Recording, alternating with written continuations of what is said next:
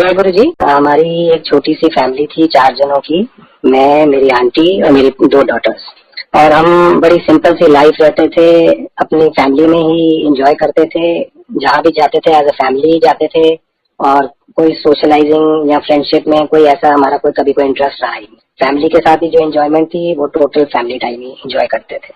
और हम सारे साल अपना बिजनेस में मेहनत करते थे, और बच्चे अपनी पढ़ाई में बिजी थे।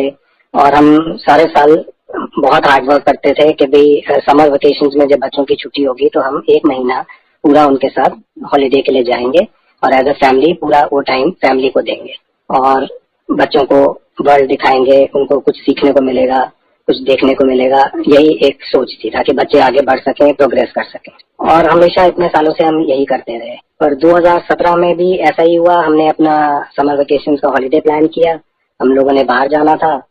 तो बाहर जाने के लिए ये होता है कि वहाँ पे नॉर्मली सारे टाइम आपको वॉक ही करना है, और मूव अराउंड करना है, घूमना है, देखना है, जगहें देखनी है, तो काफी वॉकिंग वगैरह हो जाती है। तो हम नॉर्मली 15-20 दिन पहले जाने से अपनी एक रूटीन बनाई थी कि हम अपनी वॉक शुरू कर देते थे, ताकि थोड़ा स्टेमिना बिल्डअप हो जाए एज अ फैमिली अगेन। और हमारे घर के सामने पार्क है, हम वहाँ चले जाते थे, बच्चे वहाँ पे एक्सरसाइज करते थे, हम अपनी वॉक करते रहते थे। तो चांस की बात है कि 2017 में जो मेरी छोटी डॉटर है वो 13.5 साल की थी। उसको एक्सरसाइज करते हुए रिब्स में थोड़ी सी पेन हुई।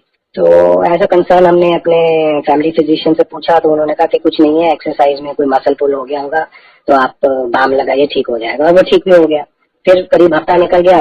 फिर वैसे ही हुआ कि एक बार एक्सरसाइज की तो फिर हल्की सी पेन हुई। तो फिर से हमने बात करी, उन्होंने कहा नहीं, कुछ भी नहीं है, कोई घबराने की बात नहीं, क्योंकि वो अगर कोई प्रॉब्लम होगी तो वो एकदम ऐसे ठीक नहीं होगी। तो वो फिर बाम लगाया, फिर से ठीक हो गई। तो अब हमारा बाहर जाने का टाइम आ रहा था, तो मैंने ऐसे अपनी आंटी को कहा कि आप एक बार फैमिली फिजिशियन से आप जाके मिल लो, और उनसे कोई पेन किलर वगैरह अगर कोई जरूरत है तो लिखवा लो, कि हम कहीं बाहर जाते हैं तो वहाँ पे of the counter medicine allowed नहीं देते नहीं है विदाउट डॉक्टर की कंसल्ट किए। तो मेरी आंटी फैमिली फिजिशियन के पास गई, तो उन्होंने कहा कि कोई ऐसी कोई प्रॉब्लम नहीं है, कुछ भी नहीं है, बट बेटर यही है कि आप एक बार दिखा दो, मैं एक बार देख लूंगा, तसल्ली भी हो जाएगी, और कोई जरूरत होगी तो मैं मेडिसिन लिख दूंगा। तो मैं और मेरी यंगर डॉटर हम लोग फिजिशियन के पास घर से निकले जाने के लिए। रास्ते में साईं मंदिर भी था, तो मैंने डॉटर को कहा कि हम यहाँ मत्था टेक लेते हैं। मैं एक्चुअली बहुत सालों से साईं भक्त था, 2017 तक बहुत सालों से, और इतना फॉलो करता था कि हर थर्सडे में साईं मंदिर जाता था। तो मत्था टेक के ब्लेसिंग लेके हम वहाँ पे फिजिशियन के पास गए। उन्होंने ऐसे स्टेथोस्कोप लगा के चेक किया, तो उन्होंने कहा कि आप इमीडिएटली जो है वो आप वहाँ चले जाओ, आप इमीडिएटली हॉस्पिटल जाओ चेक कराने के लिए। उनके फर्स्ट हमने इमीडिएटली उनको फोन किया, और हम एक तरह से भागे वहाँ पे। तो वहां जाके जब हमने टेस्ट कराए तो उसमें हमें उन्होंने बताया कि जी इसके हार्ट में होल है, और लीकेज शुरू हो गई है, और आपको इमीडिएटली एक्शन लेना पड़ेगा, क्योंकि हार्ट थोड़ा इलाज भी हो गया है। जिसके कभी कोई सिम्टम नहीं आए, कोई प्रॉब्लम नहीं आई। वो बहुत एक्टिव थी, एक्सरसाइज करती थी, रोज 1-1 घंटा डांस करती थी, और उसकी क्लास भी में 4th फ्लोर पे नॉर्मली थी 2-3 साल से। तो वो रोज चढ़ना उतरना, कभी कोई दिक्कत किसी भी तरह से कोई नहीं, फीवर तक नहीं हुआ, कभी कोई सिम्टम नहीं। और एकदम से बात लो तो हमारे तो जमीन ही निकल गई पैरों के नीचे से कि ये क्या हो गया, ये कैसे हो गया। और हमने कहा जी अब इसका क्या होगा, तो उन्होंने कहा जी इसका ओपन हार्ट सर्जरी होगी, और उसमें हम इसको लीकेज को ब्लॉक करेंगे।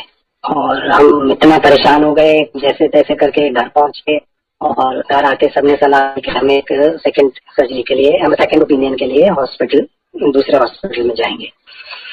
हम मन को तैयार करके हम फोर्टिस स्कॉट्स न्यू फ्रेंड्स कॉलोनी में है, वहां चले गए।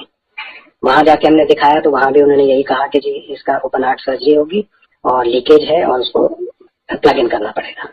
तो हमने अपने सारी टिकट्स कैंसिल कराई। और चांस की बात है कि 27 में जब हमने बाहर जाना था, उसी दिन हम हॉस्पिटल गए, वहां पे एडमिट हुए, सारे उसके टेस्ट हुए।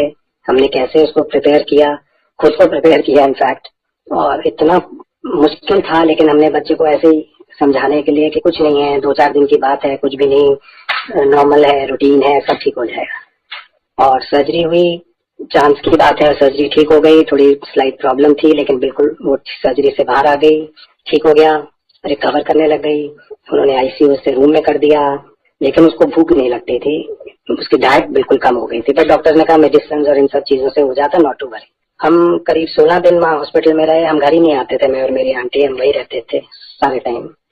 और हम कभी आ ही नहीं सकते थे घर, क्योंकि हम कभी रहे ही नहीं अकेले। तो हम 16 दिन के बाद उन्होंने हमें छुट्टी दे दी कि अब ठीक है, अब घर जाइए और आराम करिए, और हर 2 दिन में आके चेकअप कराइएगा।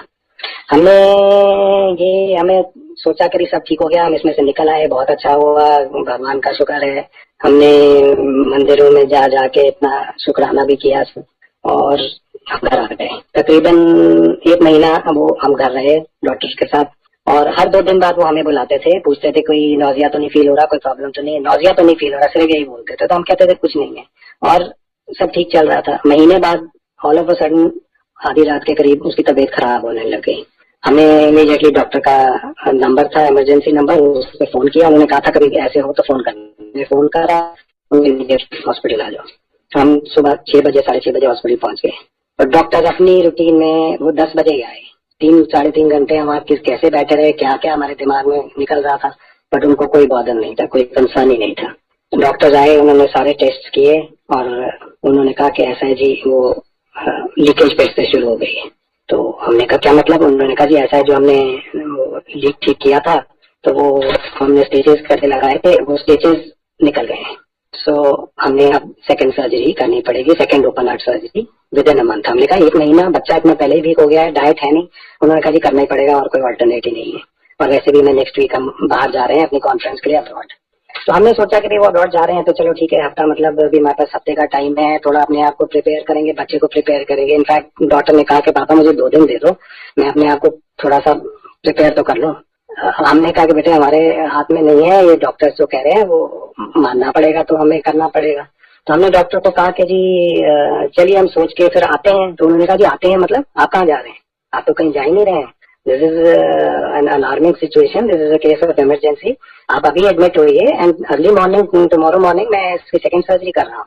बिकॉज जब पहली बार आप आए थे तो there was an urgency, but there was no emergency. This time there is absolute emergency. आप जा ही नहीं सकते, शायद आप घर ही नहीं पहुंचेंगे।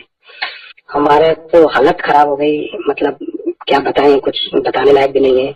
हमने एडमिशन लिया वहीं पे, सारे टेस्ट शुरू हो गए, रात को 12-1 बजे तक टेस्ट होते रहे। अर्ली मॉर्निंग 7 बजे वो सेकंड सर्जरी के लिए ले गए। बहुत कॉम्प्लिकेशंस हुई, 6-7 घंटे की सर्जरी थी, बहुत प्रॉब्लम्स हुई। पर आप कहिए कि क्या कह भी नहीं, कहने के लायक भी नहीं है कि वो उसमें से निकल आई। 2-3 दिन बहुत प्रॉब्लम रही, लेकिन शी पुल थ्रू, वो आ गई सर्जरी से बाहर, ठीक हो गई। इनफैक्ट पहले से भी बिल्कुल ठीक हो गई, उसकी डाइट भी बहुत अच्छी हो गई, और वो बिल्कुल नॉर्मल रूटीन में वहाँ पे चलने फिरने लगी। क्योंकि डॉक्टर्स कहते थे आप जितना कॉरिडोर में वॉक करो, ओपन हार्ट सर्जरी में ये जरूरी होता है, लंग्स को और रिब्स को फिर से वो करने के लिए स्ट्रॉन्ग। ये सारा बिल्कुल ठीक हो गया। हमने सोचा भगवान का शुक्र है, जितने उस एरिया में मंदिर थे हमने कोई मंदिर छोड़ा नहीं, फरीदाबाद तक। लेकिन शायद किस्मत, एकदम से डॉक्टर्स बाहर चले गए। उन्होंने कहा जी हमारा टाइम हो गया है, सब ठीक है, चीज ओके, हम बाहर जा रहे हैं कॉन्फ्रेंस के लिए, तो जूनियर डॉक्टर्स हैं वो देख लेंगे, और रोज हमें रिपोर्ट मिलती रहेगी। 3-4 दिन ठीक निकले, उसके बाद ऑल ऑफ अ सडन 5वें दिन फिर से कॉम्प्लिकेशन डेवलप होनी शुरू हो गई। ऑल ऑफ अ सडन को समझ ही नहीं आया कि हुआ क्या है। और उन्होंने कहा जी ये मेडिसिन का इफेक्ट है, ये हो जाता है, ये कुछ है। और डेवलप होने लगे कॉम्प्लिकेशंस। उन्होंने लोअर आईसीयू में किया, फिर उन्होंने एकदम से मेन आईसीयू में शिफ्ट कर दिया कि हमें वहां करना पड़ेगा, वहां पे ज्यादा बेटर टेक केयर हो जाएगी। और वो सब अपने टेस्ट मेडिसिन इतनी पंपिंग करते रहे, इतनी पंपिंग करते रहे कि वो प्रॉब्लम्स होनी शुरू हो गई। और वो लीकेज भी चेक कर रहे थे कि लीकेज भी होनी शुरू हो गई है फिर से। क्यों हो रही थी, क्या हो रही थी, कुछ हमें बता नहीं रहे थे। उसके बाद उन्होंने कहा कि हम एक प्रोसीजर है कैथराइजेशन, जो बड़ों में करते हैं, बड़े लोगों में, की होल से जाके अंदर हम उसको लीक को प्लग करते हैं। अब हम वो इसके साथ करने जा रहे हैं, क्योंकि लीक फिर से शुरू हो गया है, वो लीक ही इसको तंग कर रहा है और सारे उसके पैरामीटर्स ऊपर नीचे कर रहा है। वो कैथराइजेशन के लिए ले गए, कैथराइजेशन हो गया, वो भी उन्होंने कहा जी बिल्कुल ठीक हो गया, सक्सेस हो गया, और वो अब बिल्कुल ठीक है, और अब 4-5 दिन में अब वो बिल्कुल ओके हो जाएगी।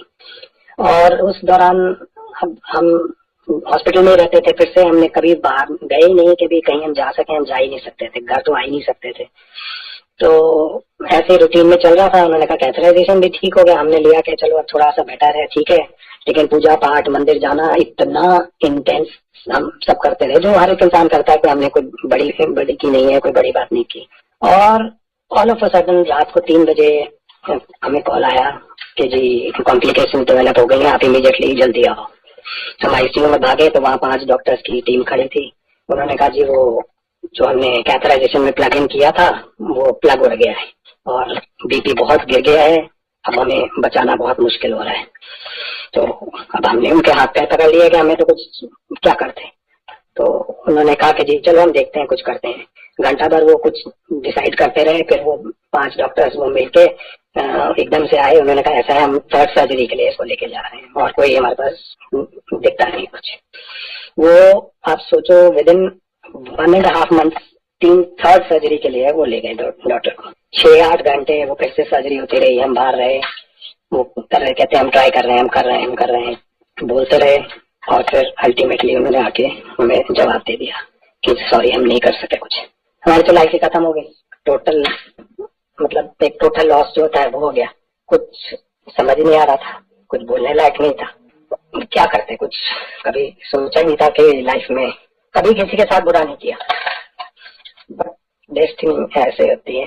टोटल डिस्कनेक्ट हो गए वर्ल्ड से, सबसे काम छोड़ दिया, बाहर जाना छोड़ दिया, सबसे बात करनी छोड़ दी, मिलना छोड़ दिया, घर में ही रहते थे, कुछ दिखता नहीं था, कुछ समझ नहीं आता था कि क्यों हुआ, कैसे हुआ। फिर हम एक्चुअली होम डेकोर में डील करते हैं, हमारे एग्जीबिशन में पार्ट लेते हैं। तो टिम्सी आनंद हैं जो एग्जीबिशन जलसा के नाम से लगाती हैं, उनके साथ हम बहुत शो करते थे। और उनका फोन आया कि ऐसा है अब आपको बाहर निकलना पड़ेगा, आप मेरी एग्जीबिशन आ रही है, आप आगे एग्जीबिट करो।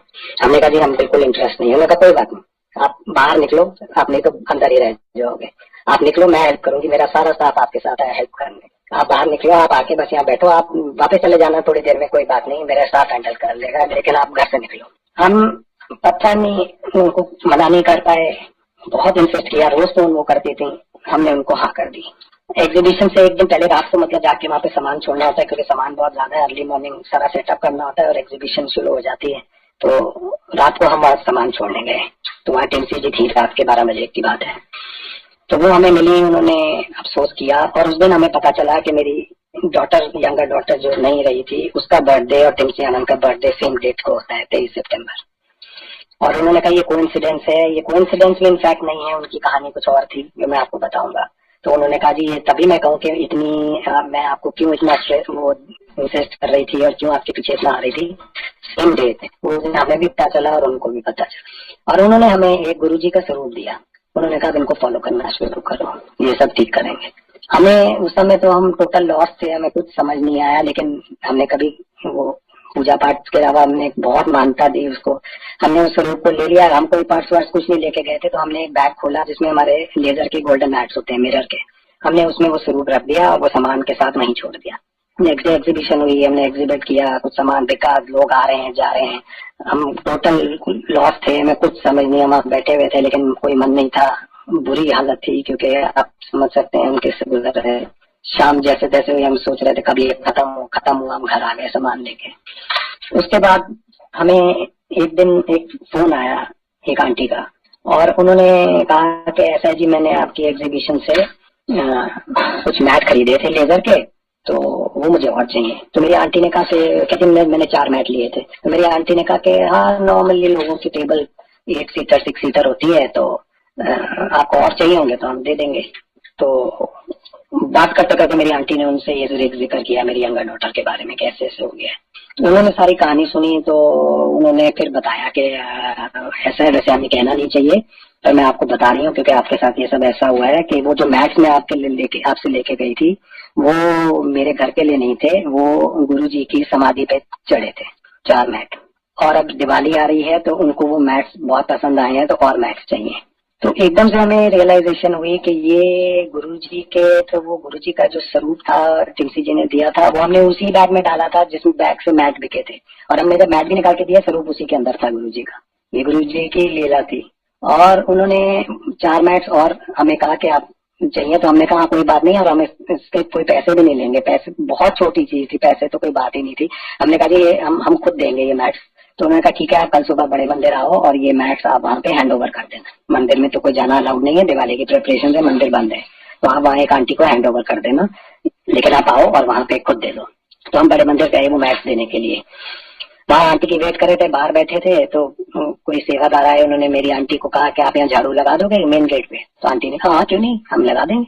तो उन्होंने झाड़ू कर दिया, और घंटा भर वेट करने के बाद उन आंटी का एकदम से फोन आया कि ऐसा अंकल मैं तो आ नहीं पा रही, मेरे बेटा अभी स्कूल से आया और उसको एकदम से पता नहीं क्या हुआ, फीवर हो गया है, तो मैं नहीं आ पाऊंगी, आप मेरी किसी से बात कराओ और ये मैट्स आप उनको हैंड ओवर कर देना। तो उन्होंने एक अंकल से फोन पे बात कराई।